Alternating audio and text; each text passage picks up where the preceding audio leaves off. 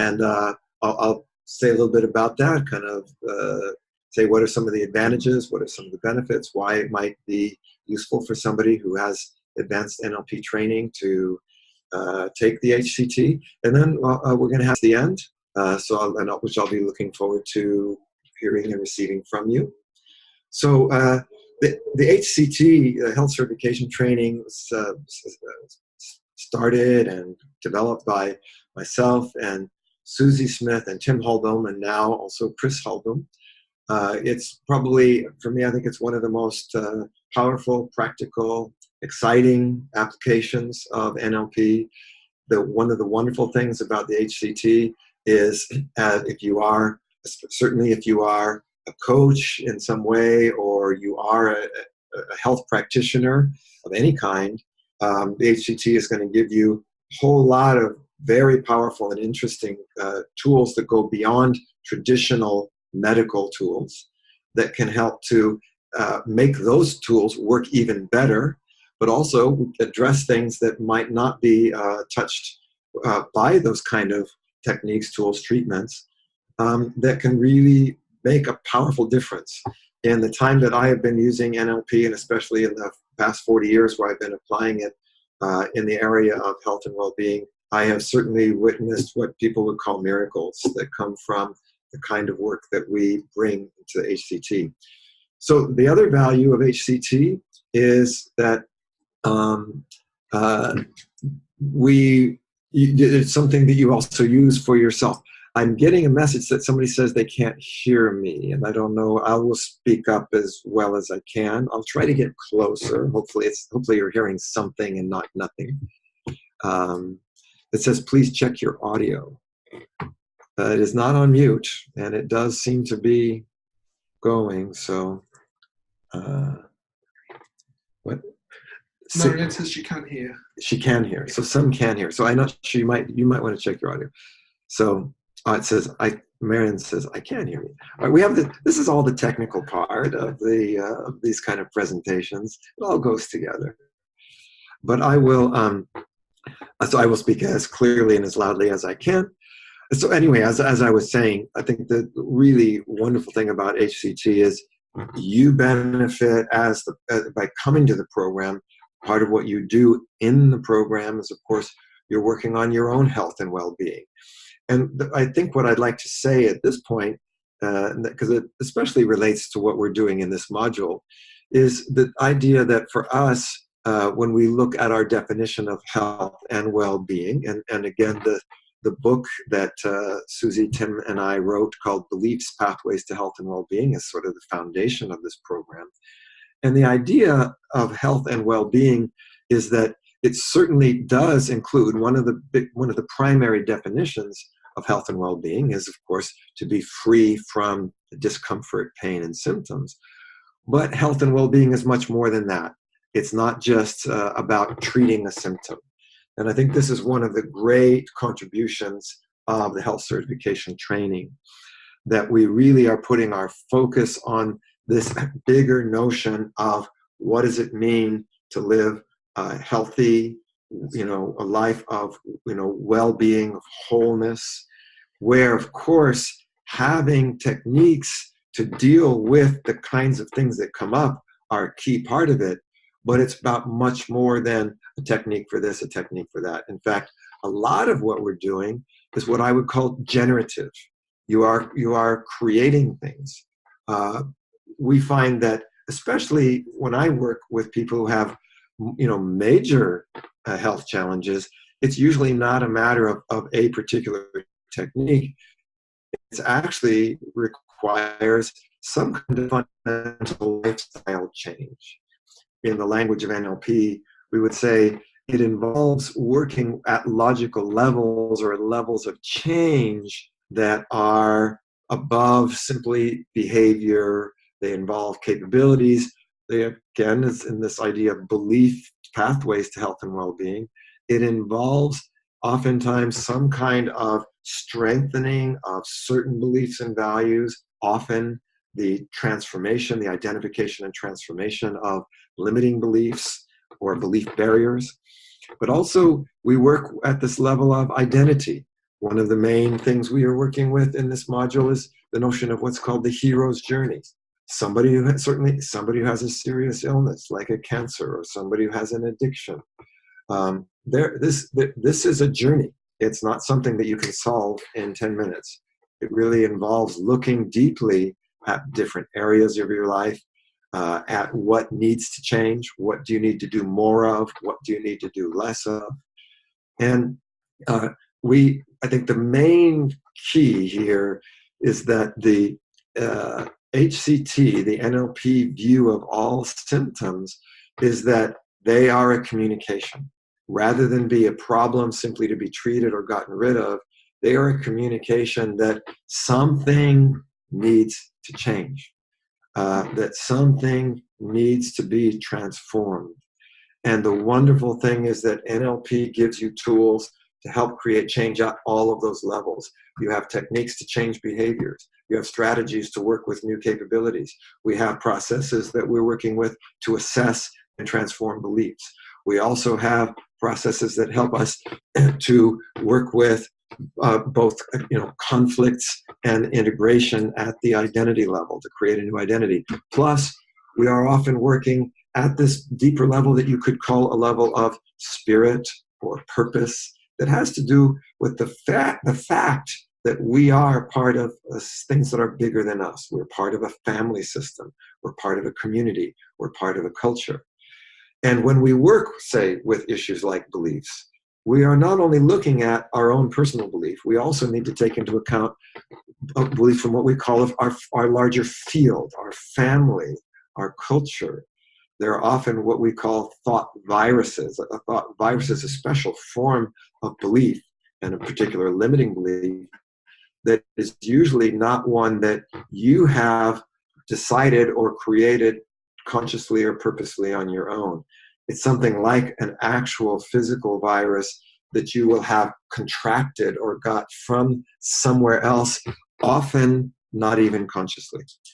And these are the kinds of things that, again, are very often, they become what we call the difference that makes a difference in somebody's ability to fully recover, or or the speed at which they recover. And these are not the things that are typically looked at certainly in traditional Western medicine. They're not the kind of things that are typically worked with even in, physical therapy and other health practices. So we're actually adding a whole other level of resources and tools that will empower and will make everything else that you're doing work better. And again, as I said, one key here is it's the notion of combining, tools and techniques with practices and lifestyle change. So another thing we're working with in this health certification is what are the kinds of practices that sustain health, not that just treat illness, but sustain health and actually create or produce greater resilience.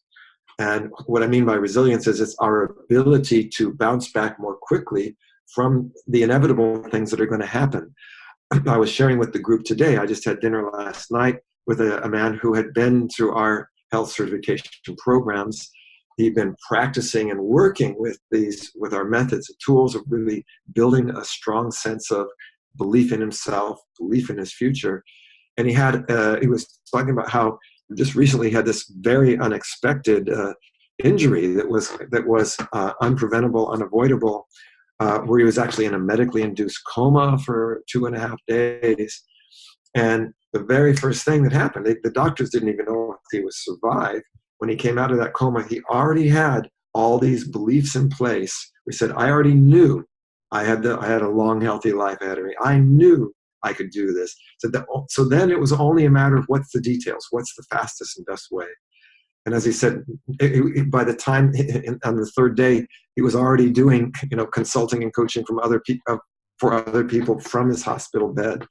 Again, the doctors couldn't believe, and the medical people couldn't believe how quickly, how completely he was able to heal so fast. So these are the kinds of things that the HCT gives you.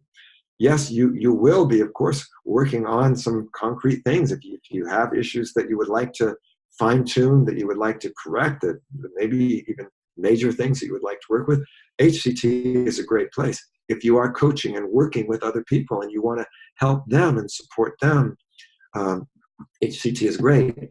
And what HCT does is it gives you the resources for dealing with things that you may never anticipate or express right now.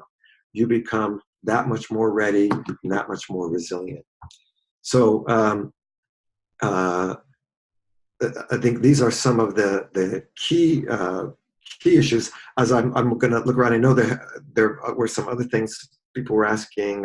So how is this training different from other NLP trainings? So first of all, as I said, it does have an emphasis on all of the things are oriented towards health and well-being. It's not just a mishmash of different tools. Everything is organized. There are 3 modules that are all designed to build on each other, to give you all the resources that you need to address health issues at many levels. Number 2, though, because there is a shared valuing and interest in health and well-being, there is a whole community sense. We have resource groups. We call them mastermind groups, learning support groups. There is a community that happens here that goes through time, and again, I think the quality of support that people give to each other is amazing. There's a level of intimacy and co-support that I don't find in any other NLP training that I do or go to. So somebody said, I've completed my master practitioner 10 years ago and I don't really use it. What would I learn from HCT that I could begin using it on a daily basis? So number 1, this is what I said, it's about lifestyle. It's about mutual support. It's about practice. All of those things, you begin to see how they are valuable and how they work in a day-to-day situations. If you do want to see how your master practitioner work, it can make a big difference on a daily basis. HCT is definitely a place to come because you will be doing that. That's what it's about. Another question somebody had is, well, what health issues can I use HCT for? That's a great question. Now, obviously, there are issues that we have already developed specific techniques for, like allergies, etc. And also working often. What doesn't happen in a traditional medical situation is somebody, maybe they have a broken leg. I know my mother-in-law last March was in an automobile accident. She broke all of the ribs on her left side of her body. Of course, the doctors treat that, but nobody in that medical community had the resources to deal with her trauma. So how do you work with the trauma associated with these physical illnesses? And even though we're not saying, oh yes, well there's the NLP 7 broken ribs technique. No, but what you do is you have resources that the doctors are going to, those need to be set. She needs to have medical treatment. But it's been amazing how an 83-year-old woman has been able to heal so quickly. That's the doctors. I have to say, even I'm impressed. She's my mother-in-law, and I'm impressed how quickly she was able to recover by using these other resources that are necessary, that not just fix something that's broken, but that promote healing, that promote transformation. Now, the other thing is, to be honest, we used the things that you learn in HCT. You basically learn how you could work with any possible type of illness, because our fundamental framework is what we call the SCORE model. The SCORE means symptom, cause, outcome, resource, effect. So we actually learn not just, what's a technique to apply to this problem. You're learning an intervention model. So the great thing with the HCT is you learn, even if I have no idea, maybe there is no technique that exists for some particular condition or some particular thing, I can help, because I can start with that symptom and I go, okay, let's define the symptom and all the levels associated with it. Yes, there's a physical aspect, but maybe there's a cognitive aspect, a mental aspect. Maybe there's a belief aspect. Maybe there's something else that's going on. I can look for the cause of that. I can go to the desired state.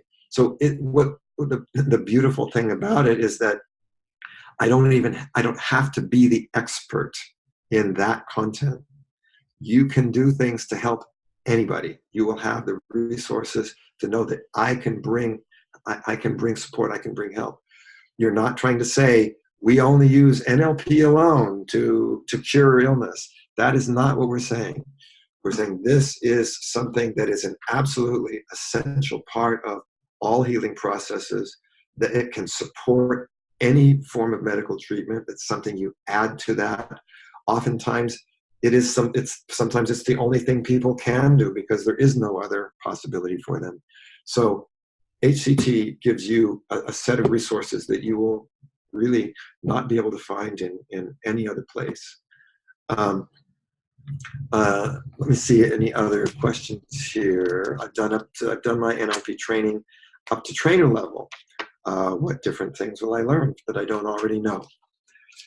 This is a really good question, and I think the frame of the HCT is what we call mastery. And mastery, the metaphor I like to use here is, I sometimes find myself kind of, frankly, a little bit concerned and frustrated by people who say, "Oh, I already know that. I already know that." It's kind of like somebody saying, you know what?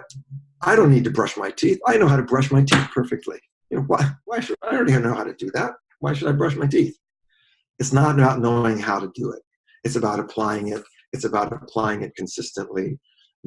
Somebody who masters something, if you take somebody who's an Olympic runner, they don't say, "I already know how to run. I don't need to practice running." If you take somebody who is a master musician, they don't say, "Oh, I don't need to practice." In fact, I think it was the great pianist Horowitz who said, "You know what?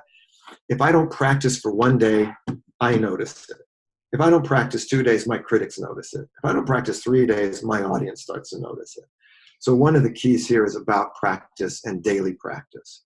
So the shift here is that again, what you see in a lot of traditional NLP programs is that the focus is on technique for this, technique for that, technique for that. Well, that's all about short-term, definable issues. When you get into many health issues, especially the serious ones, and I speak from my experience of helping my own mother heal herself from breast cancer, my wife who healed herself from breast cancer, who's just passed the 6-year mark in her own healing. I've worked, of course, countless other people in many different kinds of issues, working with addictions, working with many things. These are not a matter of a single technique. It's a matter of supporting somebody on a life transforming journey. And that's what HCT is about, which means, of course, you need all those tools. You need all those things, and you will learn. Even as an NLP trainer, I guarantee you will be learning new techniques and new models. But you will also be learning how to do things that you have no technique and no model for. You will be putting things into, as we said, not just a technique, but what does it take to create a daily practice? Another thing that we work a lot with are going to be issues that you would never meet in some of these typical NLP trainings, like how do you work with sometimes very complex and challenging double binds? Double bind it's not just about conflict. In NLP, you have conflict models, but a double bind is a special form of conflict where we say, you're wrong if you do and you're wrong if you don't. And these are often at the foundation of some of the most serious challenges and problems that we have to live with and work through. So, we, like, for example, one of the things that we've been doing in this module is there's a process of how do I get myself into, a fundamental state of health and well-being and live from that state. How do I maintain that state even under very difficult, challenging, uncertain circumstances? There's no single technique for that. You need many. You need to practice. You need to have support, etc. So I think these are some of the things that I know. Again, I've been an NLP trainer for over 40 years.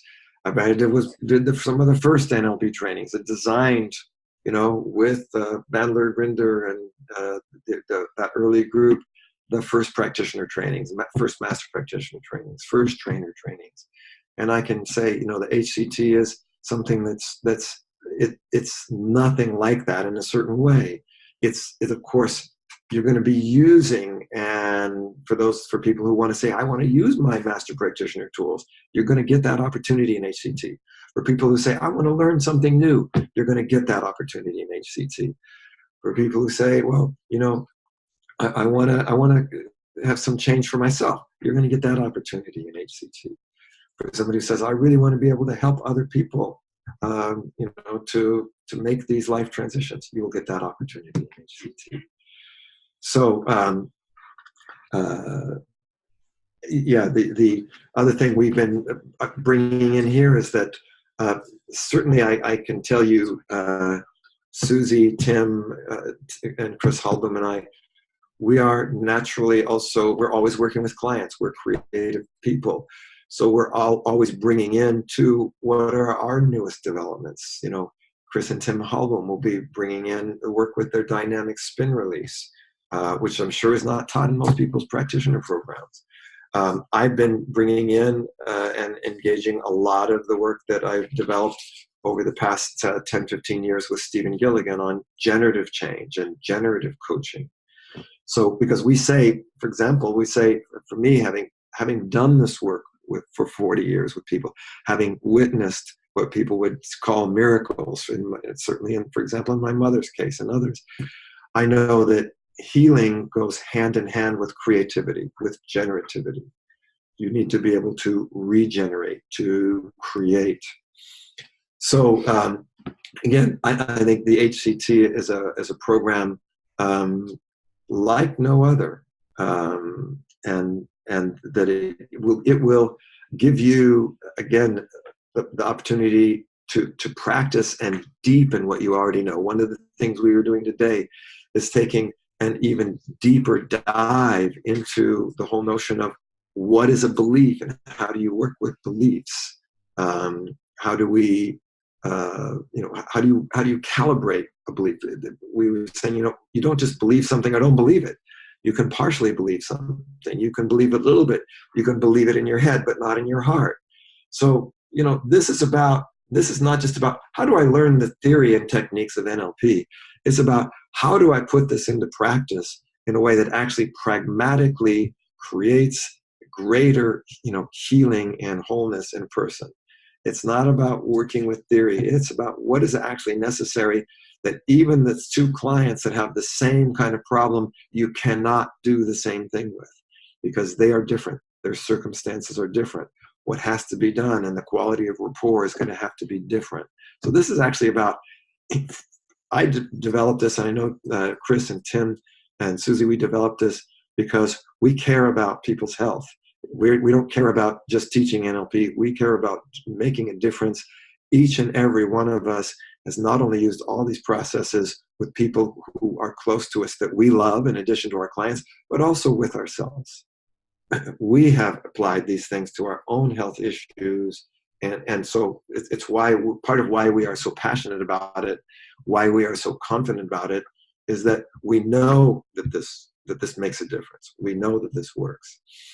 So, and again, as I said, it's about really, and then especially in this module I'm doing here, it's really about seeing the process of healing, health, wholeness, resilience as a journey, as what we would call a hero's journey. Where I remember in the case of my own mother, when she had this, very severe recurrence of metastatic breast cancer, she was given months to live, and only months. And I remember having a conversation with her in the very beginning about this notion of a hero's journey. What's the calling here? What is this calling you to do? At the beginning, she did not feel like a hero at all. She felt like I'm a victim, And so it's actually very interesting to see this transformation when she began to realize there is a calling here, and it's not just about me. It's about how my healing can also make a powerful difference on my own children, my daughter, my granddaughter. So, so this notion of health as um, a, you know, a lifestyle process. How do I say this? It's this, the reason that we do the HCT is that it provides people who are in any kind of a healing process with all the resources that you're not going to get in physical therapy, you're not going to get from the doctor or the nurse in the hospital, and yet these are the things that are absolutely essential. I should say, of course, all of these processes come from our own research and our own modeling. I was presenting in this module the research that I've been doing over many years on longevity. What do people that live the longest, healthiest, most resilient lives do? What are the differences that make a difference? Of course, there's things that relate to diet, but there's a lot of things that relate to mindset. There's a lot of things that relate to meta programs and beliefs. We've been modeling, we've modeled all kinds of forms of healing, from shamanism, faith healing, as well as, obviously as the psychological techniques used by people like Milton Erickson. So what we're bringing here is a body of knowledge that you can't get anywhere else. So I know it's about time that I'm sure that there are probably some very interesting questions that people have. There's even, I'm going to look here if I can do this without too much trouble. We have the chat box. So beyond the I can't hear you, Robert, there's one question that says, how can I best go about engaging with mainstream medical community as an HCT graduate? This is a great question. And, I've been involved in health work for many years. And so is Tim, Chris, Susie. And I remember in the early days, people called it alternative health, which meant, okay, you're going to reject or abandon, traditional medicine, and you're going to do this as an alternative. Then people started calling it, complementary, which was nice. And I like that too. Well, this complements that. And that certainly is a big part of it. Then you can even go far as to what people call integrated medicine, and the notion of integrating. And I think, again, and I know this, and I think this is going to be more and more true of modern doctors. I have actually, I would say it was probably about 10 or 12 years ago, I actually designed an entire program for the National Health Group of Singapore. So for the country of Singapore, and this was for all the doctors, nurses, and social workers in the National Health Group of Singapore. And it was on two things. It was on communication and relationship skills for the doctors and nurses and social workers to have with their clients in order to improve their relationship, their ability to motivate, understand, listen to their clients, and get client compliance. But the other thing was what we called patient empowerment tools. So how do I also, if a patient has diabetes, yes, I can prescribe something for them, but how can I also help the patient? What can I help them to do for themselves to help self-manage, self-empower? So for me, obviously what the modern medical people want to know is, how can this help me? How does it make what I'm doing more effective? How does it make it potentially quicker, make it last longer? If you have a commitment to health and well-being, then these are going to be additional tools. Doctors, nurses, and social workers can learn them, like I did in Singapore, but also by simply understanding them, and they realize, well, that they can either integrate it into their own practice if they wish, or they understand its complementary purpose, and then they can work together. I know many people who there's a person in our program here who's working with a doctor, and his doctor is constantly referring him patients that he needs to have on these other levels, that this doctor says, well, this is kind of out of my league. Would you please also help out with this? We did actually a very interesting study. It was a medical study was done. It was actually published in a medical journal in the UK. It was done in Denmark, where a woman, her husband was a doctor, and they decided to do a very simple experiment with his asthma patients. So what they did is he had a number of asthma patients, and they just took half of the patients. And in addition to doing what he did, she worked with those asthma patients. And then they measured simply things like how much medication did they need? How much lung capacity did their lung capacity could their clients recover? How often did they need medication, etc. And what they found was the group that had the additional NLP work had an astonishingly statistically significant improvement over the ones that just only did the medicine alone. So I think this is the kind of thing that we're looking at here. And so this work does go hand in hand with traditional medical approaches, and it can make a tremendous difference. I'm now looking at some other questions. Thank you you can use the little chat thing on Zoom, I guess, or on Facebook Live, if that's what we're using. So somebody says, what is important to me about the venue for the HCT?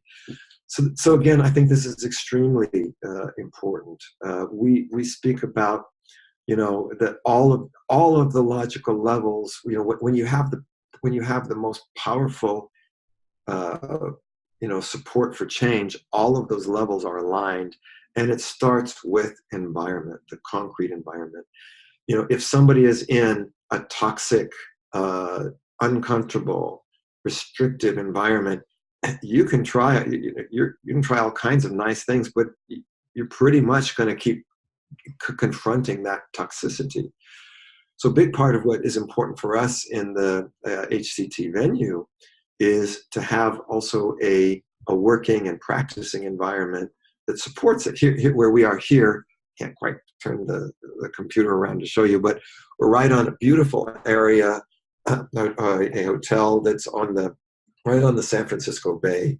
One of my own personal health practices to share, because I think this is important for us. Each day I have a practice, no matter where I am in the world. I go running, and I will run from anywhere from 60 to 90 minutes, usually closer to 90, depending upon timing, etc. Now, during that 90 minutes, I'm also doing a lot of other things. I'm future pacing my day. I'm doing reviewing and deepening whatever beliefs I'm needing. I'm processing through what I need to do. But the running environment is important. And so what I was going to say is, here where we are, there's a beautiful path that goes out around the San Francisco Bay. And so I get to run along this path by some of the geese and the other birds. And so it's in and of itself a harmonious, conducive, environment that supports people in their process of change. In Holland, in the Netherlands, our environment is in De Poort, where there is a wonderful center, a residential center that's out in the woods. And I think this is part of this notion of what we call a field. When the field of the environment is itself a representation of harmony, balance, beauty, it makes it easier to get to that state ourselves. And of course, part of the purpose of the venue is also having, again, I think residential is often important, because we do a lot of community activities. There are group meetings. There are also presentations that are done by the participants for each other, as well as the resource team. So we have all the proper, environment for this. Let's see, what is usually the daily profession of attendance to the HCT? Do they work with patients? Are there also other professionals? Yes, we have a complete cross-section. Sometimes people are coming because, obviously we have doctors, we have nurses, we have, physical therapists and other health practitioners. We have people who are now, we're now basically doing a lot of work in the area of what could be called health coaching, because we realize we need more than just to take medicine in order to achieve these lifestyle changes for health and well-being. But we have just people who are curious, somebody who has a family member who they want to learn how to support better. So I would say we have the same cross-section here that we would get in pretty much any NLP training. Many coaches, people also, by the way, people from business, because our notion of health and well-being is not only constrained to the physical human body. There's health in a family system. There's health in an organization. I'm sure that many listeners know that I spend a large part of my own professional time working with companies, organizations, teams, and a lot of the principles that we're using in the health practitioner program, health certification training, can be applied to groups, organizations. So, we want to promote healthy companies, healthy teams. So again, the cross section is actually quite wide. Somebody says, would you say from your observations, the greatest health transformations we've witnessed in NLP and health? Well, there's a kind of a lot to, we've seen people who have, I was just mentioning somebody who's recovered from, serious head trauma, people who have recovered from my own, by sharing examples from my own family systems of advanced metastatic breast cancer. We've had people who healed from things like multiple sclerosis. It's, many, it's almost like some of these things that some people might even consider miraculous are almost for us like, well, the daily yes, okay, allergy, sometimes somebody has a long-term life-threatening food allergy and then, within a few minutes it's healed. So these are the kind of things that I think we see time and again here, and people who have gone through the program. We had somebody who had been in a really tremendously serious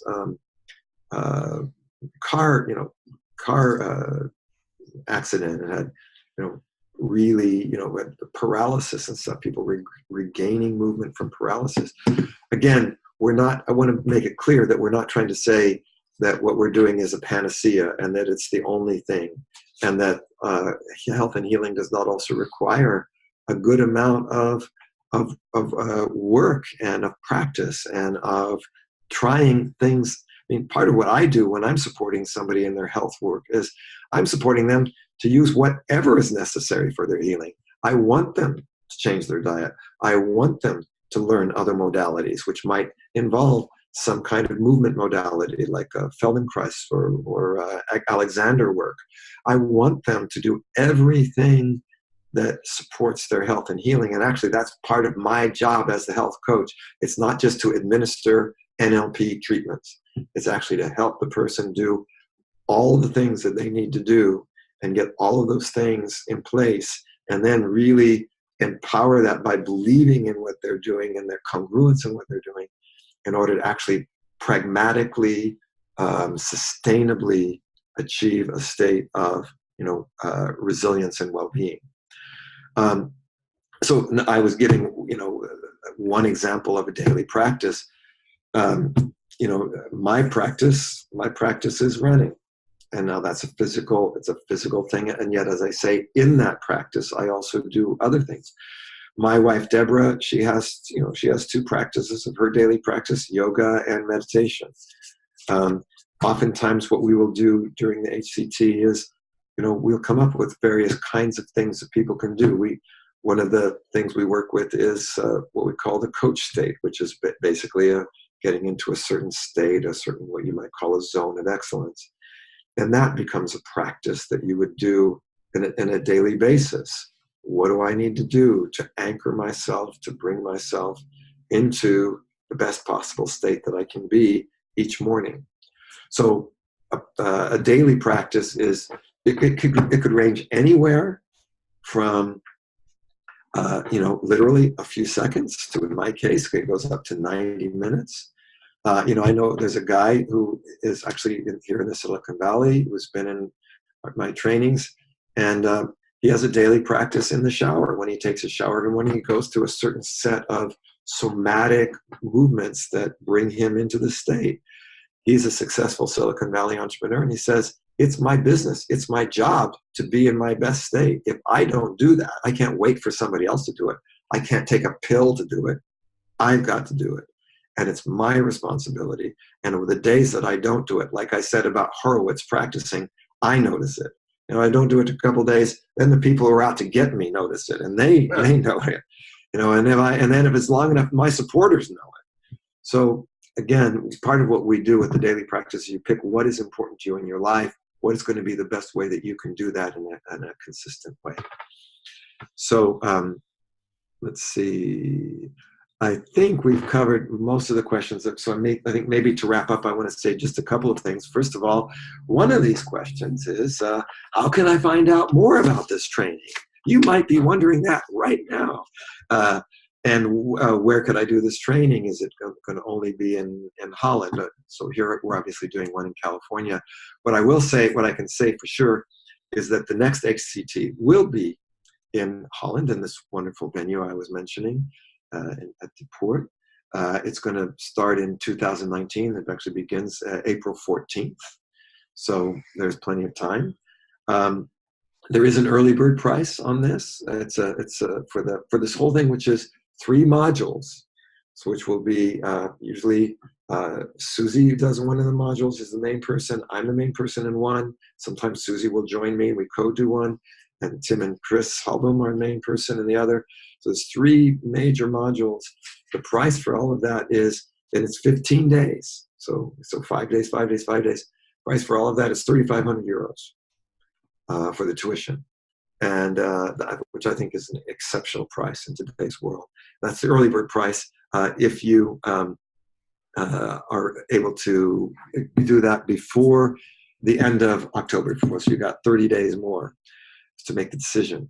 So, and the website is healthcertificationtrainings.eu. So just the words, small letter, healthcertificationtrainings.eu. That'll give you also a lot more information about the program, about Susie, Tim, Chris, and myself, about the kind of things that we do, about our vision and our goals for this program. So I hope this has given you some of the information you might need. I hope it's obvious to you. Maybe it's not, but my passion for this. I think that this is probably one of the most important things that we can do and bring into the world today. If we need anything, it's more health in terms of not only our physical bodies, but our environment, our social systems, our families. And that is the ultimate vision and mission of this program. How do we create, a healthier, more sustainable, more resilient personal life, family life, world? Always our vision for the health community is it's a global community. It's about the world. So I hope that maybe some of you who've been listening will make that decision to come and join us. And I think you will then learn why so many people say that, this has been one of the best, perhaps the most powerful program that they've had. So with that, I will say thank you, greetings and goodbye from San Francisco, California. And may blessings to all of you for the great health and happiness for the rest of your lives.